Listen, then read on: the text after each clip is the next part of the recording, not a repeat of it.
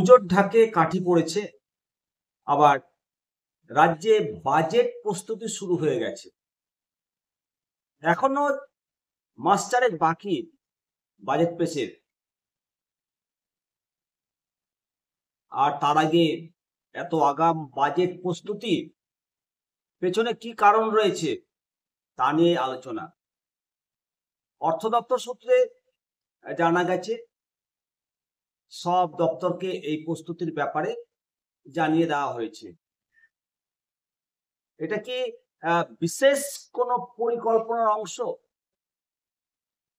রাজ্যের বাজেটে থাকছে একাধিক চমক, যা পশ্চিমবঙ্গবাসীর জন্য অত্যন্ত গুরুত্বপূর্ণ হতে পারে।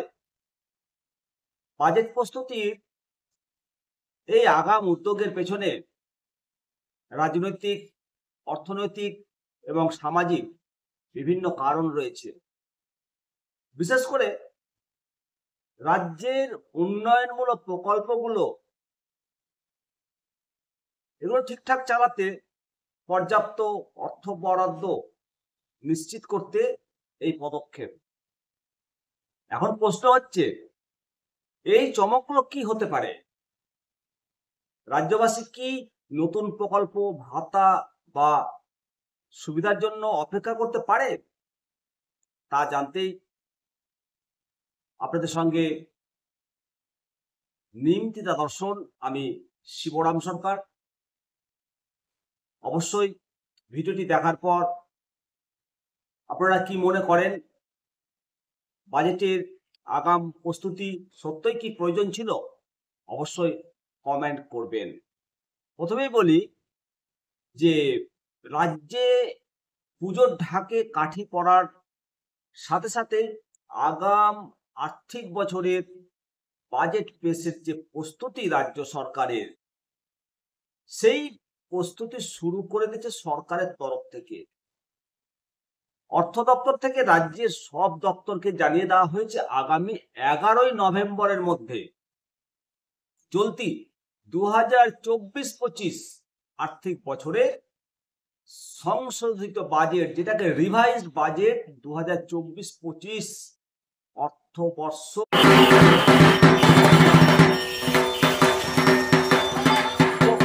বাজেট প্রস্তাবের জন্য প্রয়োজনীয় তথ্য অনলাইনে নির্দিষ্ট ফর্মে পাঠাতে হবে।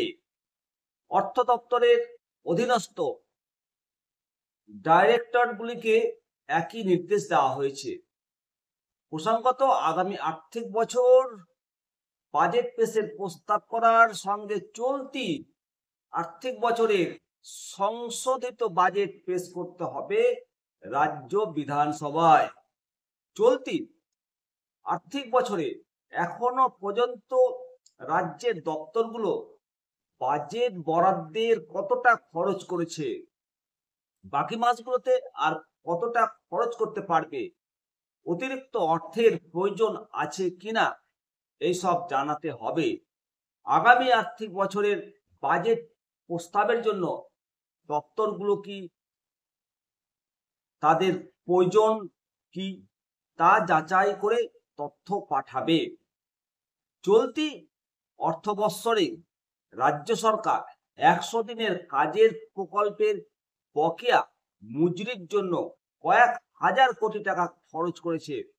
প্রথমে ঠিক ছিল 21 লক্ষ মানুষকে 5,553 কোটি টাকা প্রদান করা হবে। পরে সেই সংখ্যা বেড়ে হয় 24.5 লক্ষ। ফলে বাড়ে টাকা প্রদানের পরিমাণ। সেই অতিরিক্ত খরচের টাকা সংশোধিত বাজেটে তুলে ধরা হবে বলেই নবান্ন সূত্রে জানতে পারা যাচ্ছে। আবার চলতি মাস থেকে বাংলায় 19 লক্ষ মানুষকে বাড়ি তৈরি করে দেওয়ার জন্য সমীক্ষা শুরু করা হবে।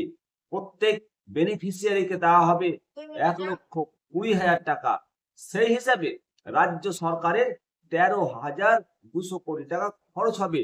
তবে এক্ষেত্রে বাড়তে পারে বেনিফিশিয়ারির সংখ্যা।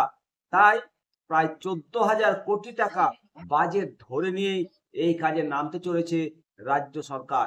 এই খরচও সংশোধিত বাজেটে তুলে ধরা হবে বলে জানা গেছে। একই সঙ্গে গ্রাম বাংলায় রাস্তা তৈরির ক্ষেত্রেও রাজ্য সরকার নতুন কাজে হাত দিতে পারে, কেননা বন্যার জেরে এবং অতিরিক্ত বর্ষার জেরে উত্তরবঙ্গ থেকে দক্ষিণবঙ্গে বেশ কিছু জেলায় রাস্তা কার্যত ধুয়ে মুছে সাফ হয়ে গেছে। সেই রাস্তার কাজের জন্য রাজ্য সরকারকে প্রায় অতিরিক্ত 3,000 কোটি টাকা খরচ করতে হবে। ফলে মনে করা হচ্ছে সেই বিষয়টিও সংশোধিত বাজেটে ঠাঁই পাবে। এর পাশাপাশি রাজ্য সরকারের অন্যান্য যেসব আর্থসামাজিক প্রকল্প রয়েছে সেই সব প্রকল্পের খরচের ক্ষেত্রেও সংশোধনী থাকবে। এক্ষেত্রে বলা বাহুল্য যে আগামী বছর লোকসভা বা বিধানসভা কোনো ভোট নেই, অথচ বাজেট পেশ করার যে আগাম প্রস্তুতি, অর্থাৎ ফেব্রুয়ারি মাসে বাজেট পেশ হবে, সেই বাজেট 2026 সালের রাজ্যে বিধানসভা নির্বাচনের আগে শেষ পূর্ণাঙ্গ বাজেট হতে চলেছে। আর সেখানে একাধিক চমক থাকতে পারে বলে মনে করা হচ্ছে। অতএব রাজ্যে যে বাজেট পেশের আগাম প্রস্তুতি, এই প্রস্তুতিতে আপনারা কি মনে করেন? বাজেটের এই আগাম প্রস্তুতি কি সঠিক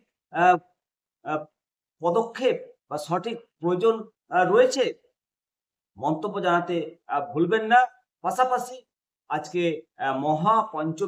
মহাপঞ্চমী তিথিতে আজকে নিমতিতা দর্শনের যে ক্যামেরা, সেই ক্যামেরায় নিমতিতা অঞ্চলের ঐতিহ্যবাহী পদ্মা পুজোর ভিডিও আপনাদেরকে দেওয়া হয়েছে দেখার জন্য।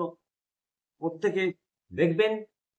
পুজোর বিভিন্ন এপিসোড নিয়ে আপনাদের সামনে হাজির হব, আপনাদের সামনে বিভিন্ন তথ্য তুলে ধরার চেষ্টা করব। সবাই ভালো থাকুন পুজোর দিনগুলোতে, আর প্রচুর প্রচুর আনন্দ করুন। নমস্কার, আপনাদের সঙ্গে আমি শিবরাম সরকার।